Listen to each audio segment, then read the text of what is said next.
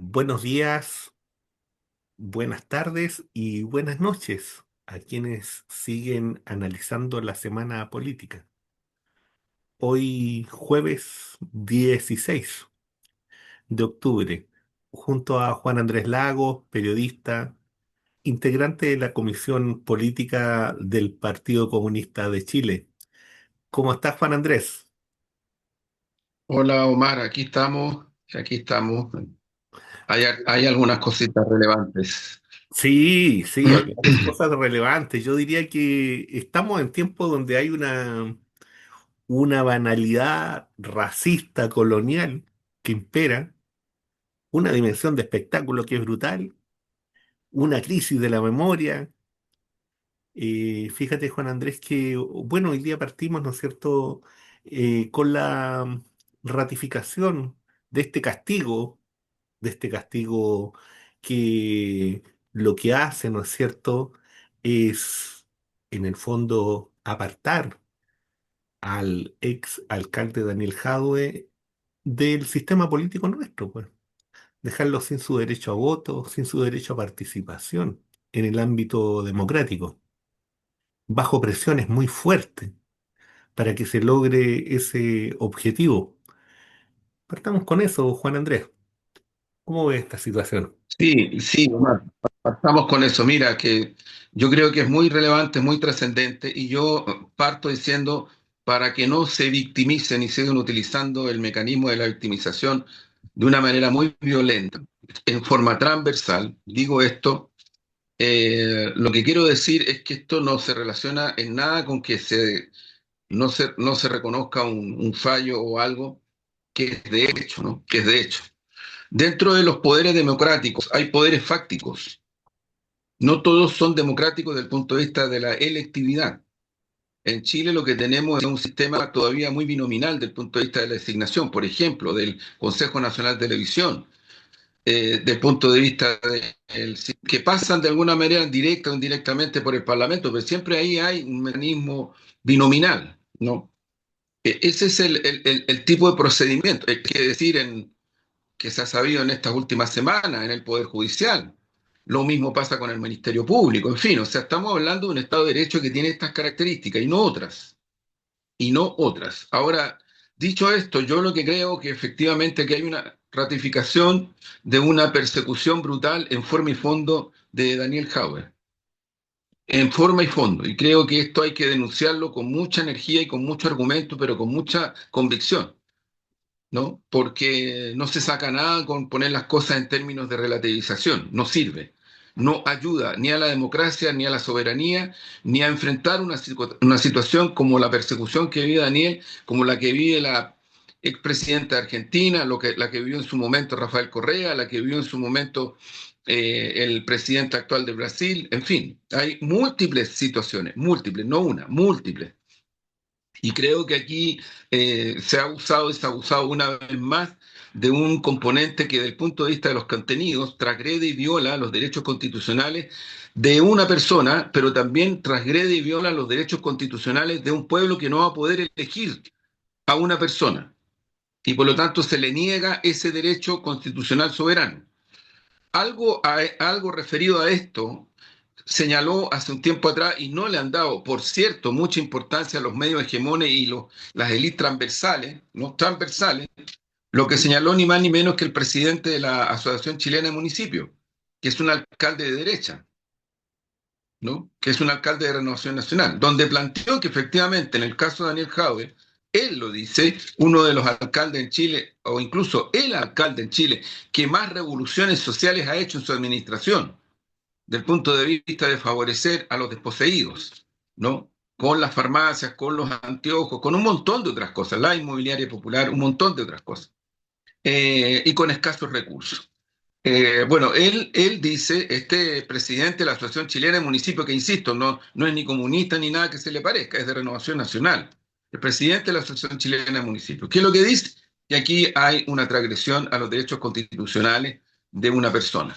Entonces, yo lo que creo es que se sigue ratificando una tendencia abusiva, violenta, bastante grave para el Estado de Derecho, para la democracia Y esto reafirma que en Chile no están funcionando las instituciones desde el punto de vista democrático.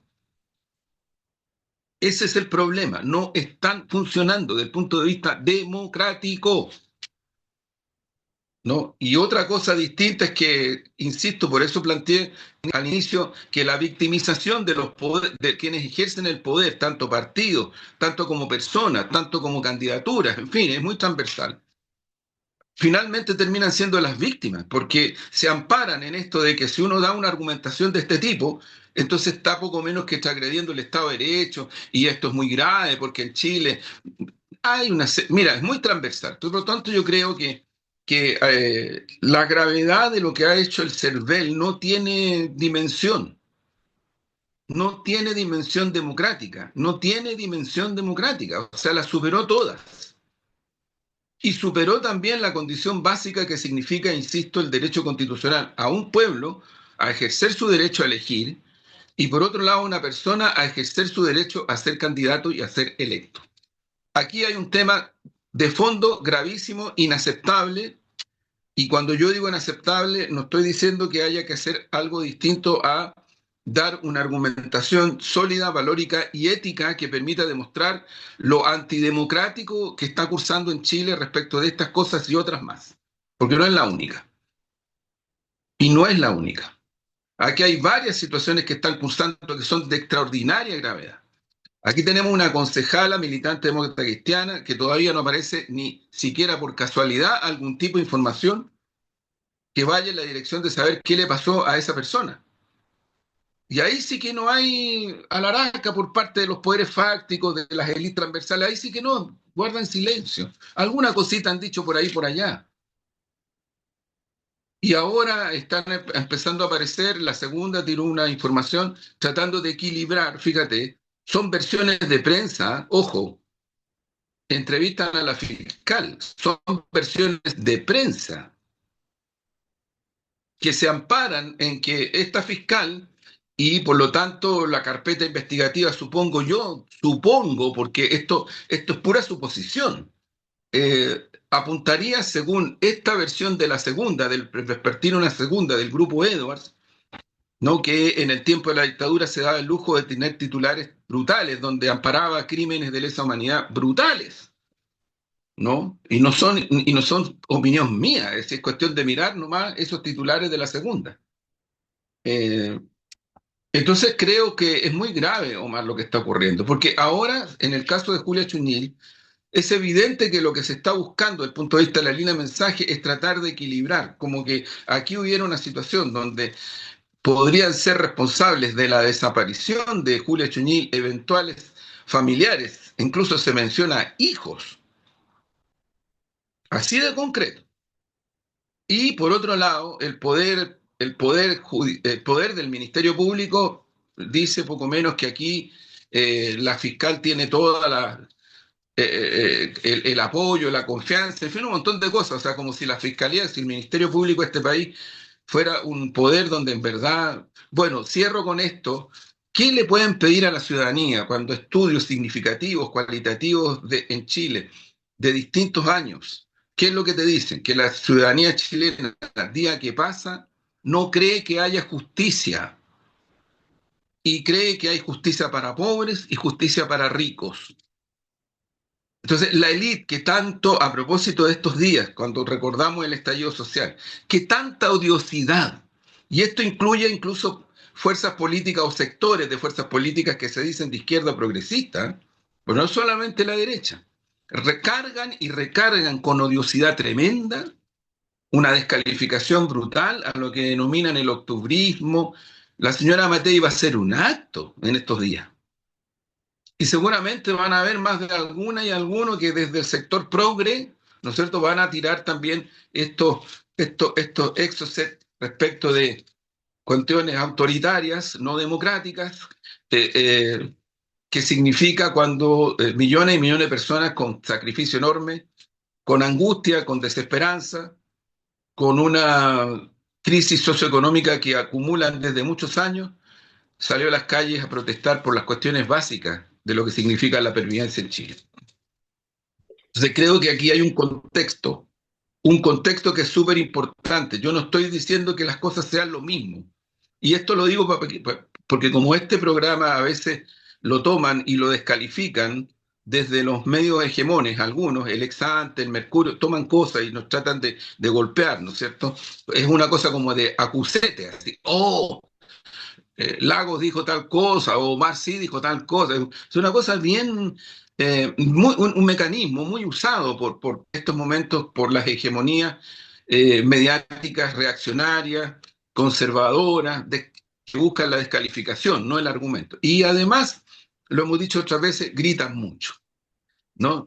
Gritan mucho, o sea, como que está de moda gritar mucho, así como, ¡ah! Una cosa media. Pero en fin, Omar, creo que hay que contextualizar, porque todas estas cosas, incluida la que ha pasado con la situación el valor de las cuentas de luz, De eso ¿no? te iba Lo a que está preguntar, pasando Juan Andrés. De eso te iba a preguntar. con el presupuesto, evidentemente que son cuestiones que profundizan el descontento de la ciudadanía respecto a un sistema institucional que desde el punto de vista de estas cosas no está funcionando. Por favor, si alguien me dice que está funcionando, chupaya, estamos viviendo países distintos. Sí, te quería preguntar sobre ese error, que es un error gravísimo, que tiene un costo muy grande para la ciudadanía en su bolsillo. Pienso en la gente que está más complicada, en la gente que vive de un sueldo, y que le suban la luz a eso. Oye, no es de menor importancia. O sea, el punto es cómo se va a devolver ese dinero, por una parte, y cómo se arregla este entuerto. Pero la pérdida de confianza es muy fuerte.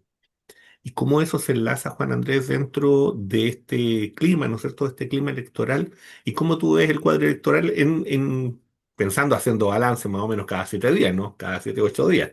¿Cómo ves todo esto? Porque Sí, todo avanza muy yo creo rápido. más que mi hipótesis es que si uno observa el universo electoral del voto obligatorio en particular, estamos hablando, lo vuelvo a repetir, aunque algunos no lo quieran ver, porque es impresionante cómo hay gente que no quiere ver estas cosas y hacen campaña y hacen campañas presidenciales, parlamentarias. No sé, no entiendo francamente qué es lo que pretenden. Bueno, lo que pasa es que está de moda también el yes man y el yes woman, ¿no? O sea, entonces, ¿qué es la vieja metáfora del rey desnudo, ¿no? La vieja metáfora del rey desnudo. Dicho esto, ¿qué es lo que yo creo, Omar? Que todas estas cosas que están cursando agigantan, incrementan la irritación de esta ciudadanía que por voto obligatorio está votando, que votó como votó en el primer plebiscito, rechazando el proyecto constitucional, que votó como votó en el segundo plebiscito en contra del proyecto constitucional de los republicanos, de la derecha, y que se desliza en la votación municipal reciente, en donde yo creo que hay que mirar con mucha atención lo que ocurrió ahí, porque no mirarlo y no verlo no sirve de nada. Dicho esto, yo creo que a mí me ratifica que con todo lo que está ocurriendo, esta ciudadanía, estamos hablando 6, 7 millones de personas, tal vez más si uno considera una parte del voto voluntario, van a decidir su voto en función de a quién le crean. Lo he dicho otras veces y lo reafirmo a propósito de lo que está cursando, con Daniel Jaue, con el tema de la luchadora mapuche todavía desaparecida, porque hay una versión que dicen que fue quemada, pero en rigor, del punto de vista, o sea, la fiscal se preocupó más en la entrevista que le hace la segunda de aparecer ella como muy coherente, pero no entregó ni un antecedente. Ni un antecedente, más bien la preocupación era evidente que ella quería aparecer como muy articuladita, digamos, muy articulada desde el punto de vista de su proceso.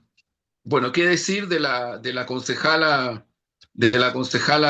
desaparecida? Y otras situaciones más, pero tenemos también el tema del presupuesto, tenemos el tema de la luz, en fin, o sea, hay una serie de situaciones y otras más que están cursando, que inciden en esta ciudadanía. Insisto, que por voto obligatorio votan, si no, no votarían. No, y que esta es la primera vez que votan en una elección parlamentaria y una elección presidencial. Mi hipótesis es que esta ciudadanía se va a volcar a quien le crea, a quien le crea respecto de los temas de pervivencia.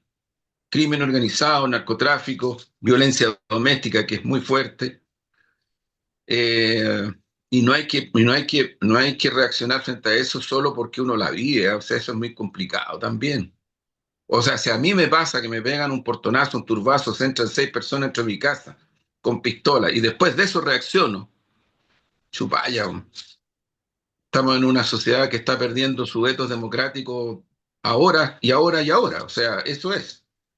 El tema de pensiones, el tema de salud, salud, lista de espera, pero salud, el tema de ingresos, el tema de endeudamiento, puros asuntos concretos de pervivencia. Yo creo que esta ciudadanía va a inclinar su voto a quien le crea, ojo, a quien le crea. Y ahí hay varias cuestiones múltiples que están cursando, que a mí me parece que son muy significativas porque ya, digamos, no queda nada para las elecciones.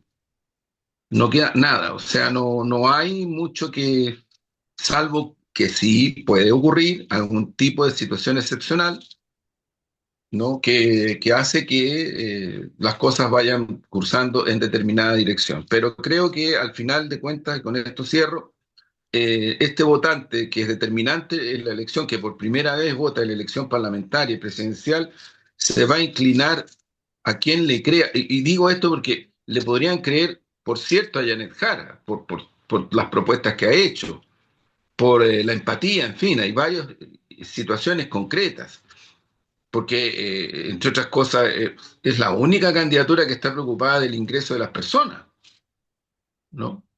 Es la única. Pero también le pueden creer a una candidatura como la de Kast. Habría que explicarse más por qué le llegan a creer a una candidatura como la de Kast.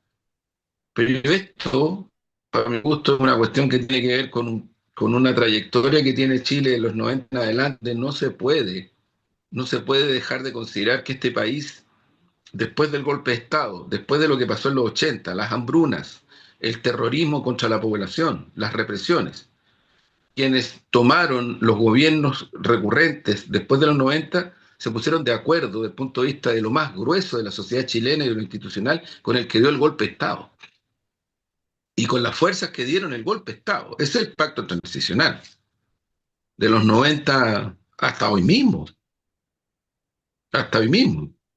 Entonces, no le pasemos la cuenta a una ciudadanía que, bueno, vivió intensamente la situación del terrorismo de Estado, del golpe, después tratar de zafarse de una dictadura, de la hambruna, y después asumir que había que entenderse con el tipo que hizo todo desde el golpe para adelante, con el poder absoluto, y las oligarquías económicas, y una suerte como de embelezamiento tan grande de la élite hacia Estados Unidos, es que es tremendo, tremendo, tremendo, y que dura hasta hoy, y que dura hasta hoy.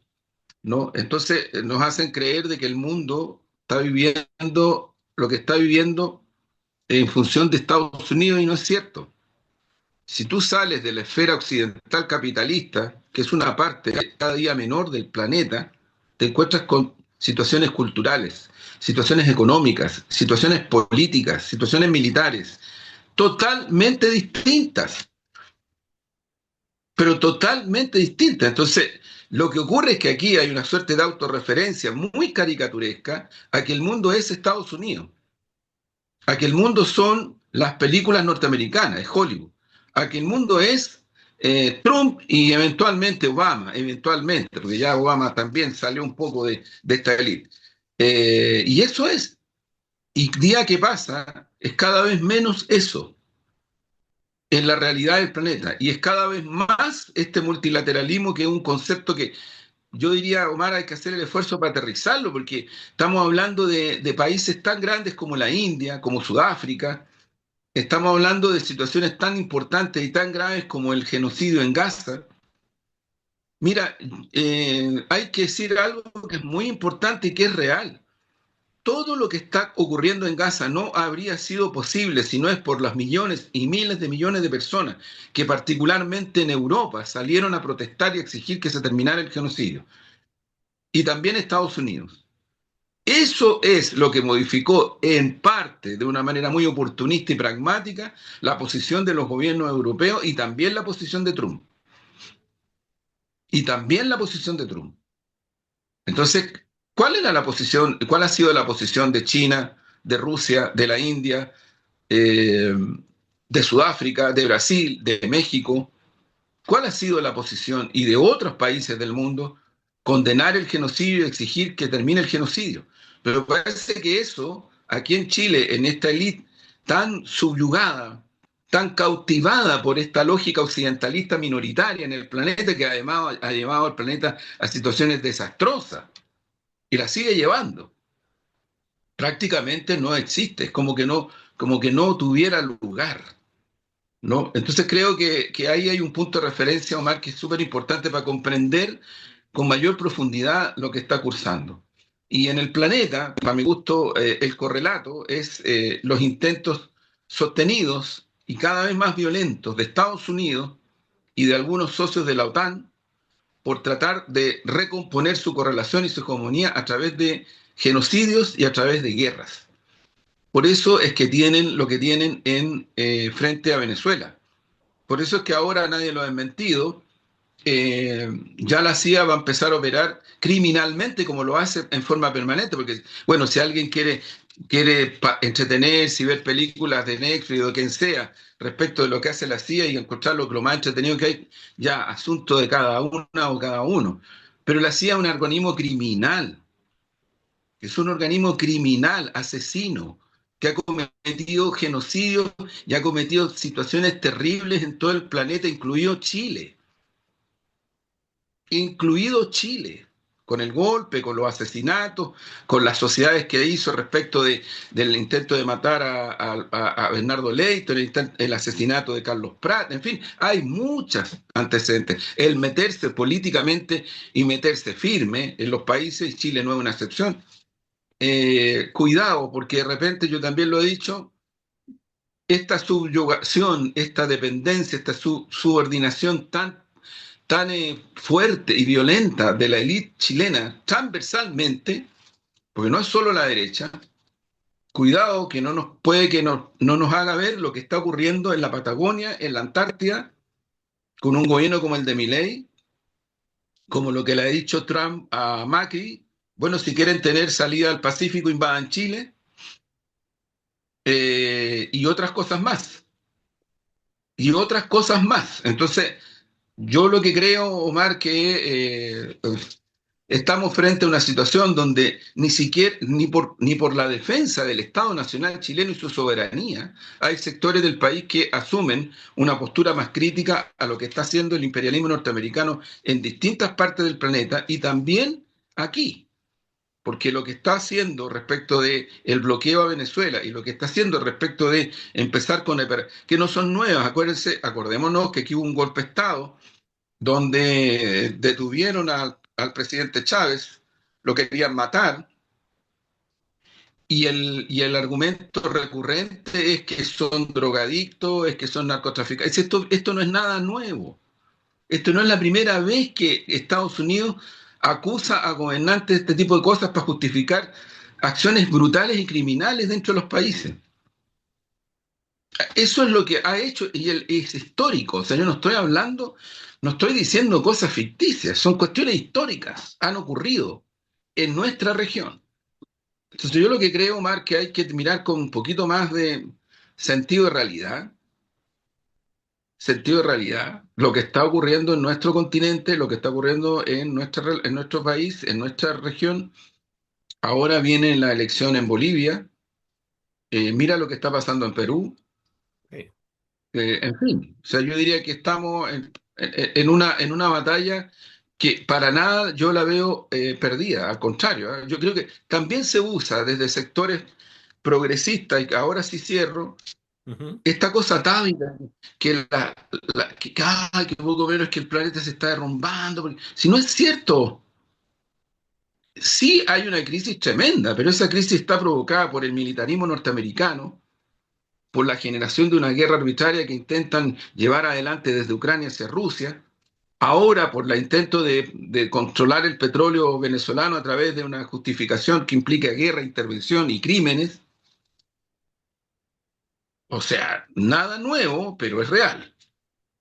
Pero es real.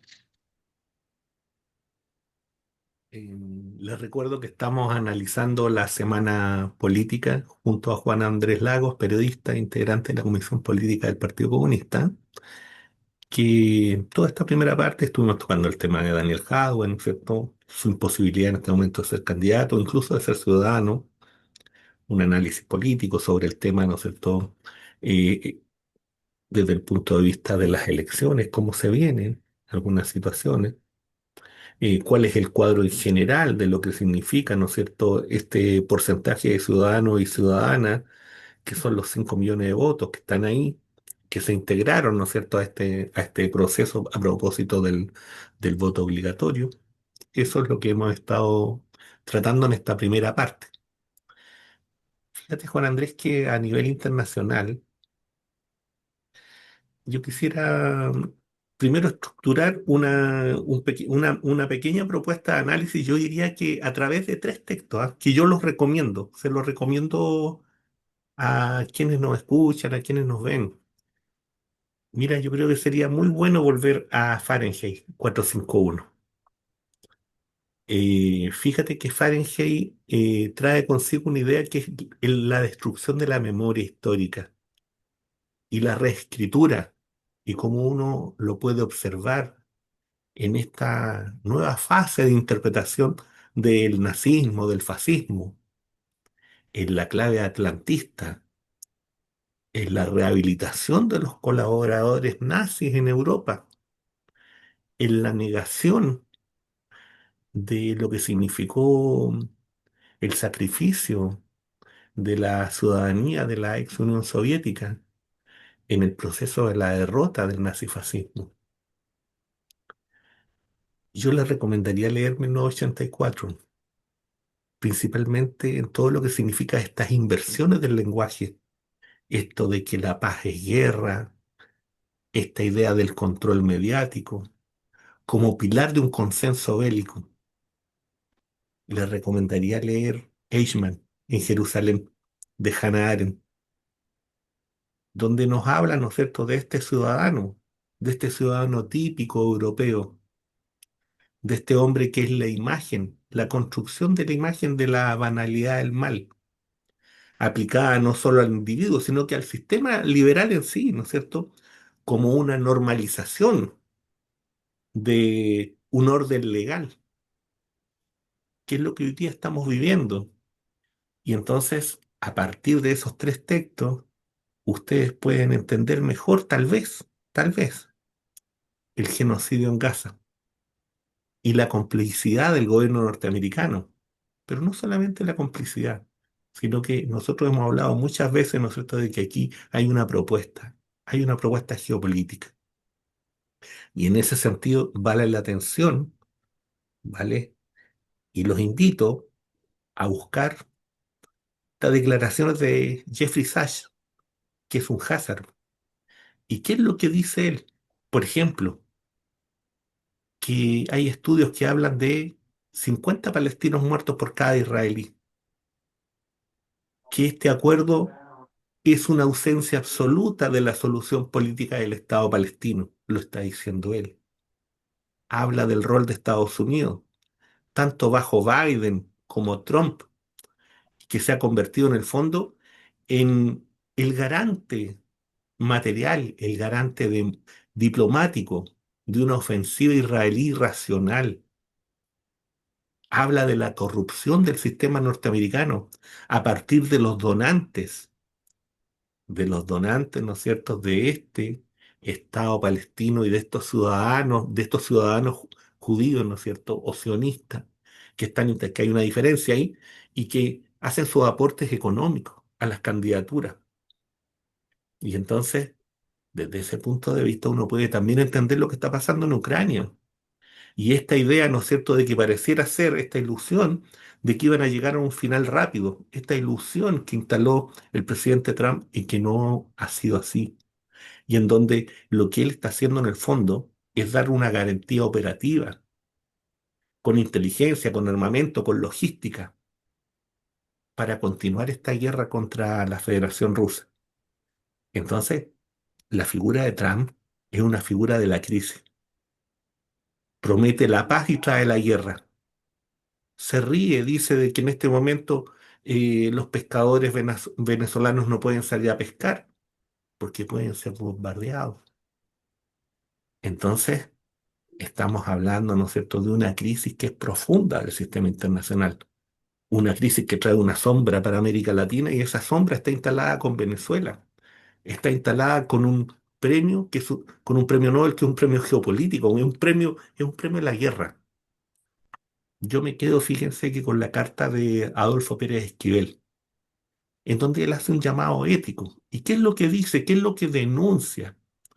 La alianza de figuras opositoras con Estados Unidos en Venezuela. Y desde ese punto de vista, repitiendo los errores que llevaron a otros países a destrucciones brutales, como fue en Irak, por ejemplo. La hipocresía de este Premio Nobel de la Paz, otorgado a una figura, ¿no es cierto?, que lo único que quiere es una invasión extranjera. Y con eso, ¿no es cierto?, generar un peligro continental, con eso cambiar las reglas del juego dentro de nuestro propio continente. Y entonces aparecen figuras que van a quedar para la historia, que son las que apoyaron, chilenos que apoyaron, ¿no es cierto?, esta candidatura, como la del expresidente Eduardo Frei, como la de Ignacio Walker, como la de María Soledad Alvear, ¿no es cierto?, es ministra de Relaciones Exteriores de Chile, como la de Ignacio Sánchez Díaz, Teodoro Rivera, Luis Riveros Cornejo. Yo creo que esta situación es Creo tremenda. que también está en esta nómina Hernán Felipe Razzoli, ¿no? Que fue canciller de la dictadura. También están Hernán Felipe Mira, son 120. Solamente estoy nombrando los primeros 7, pero son 120, incluso más. Déjame ver después. 120 chilenas y chilenos. Sí, claro, Sí, sí, sí. sí, sí, sí, sí, sí, sí. Te digo de inmediato cuál es, según, según la fuente que... Sí, sí, 120 personalidades chilenas. Y entonces, yo insisto, me quedo con esta posición, ¿no es cierto?, que es la de Adolfo Pérez Esquivel, que en el fondo dice, ¿cómo es posible que tú celebres tu premio, entre comillas, y lo celebras con el presidente norteamericano, se lo agradece al presidente norteamericano? Pero ¿qué es lo que es esto? ¿De qué se trata esto? ¿De qué se trata este apoyo a este personaje que en el fondo este premio de la paz es un premio a la guerra, es un premio a la invasión, es un premio a la destrucción de un país?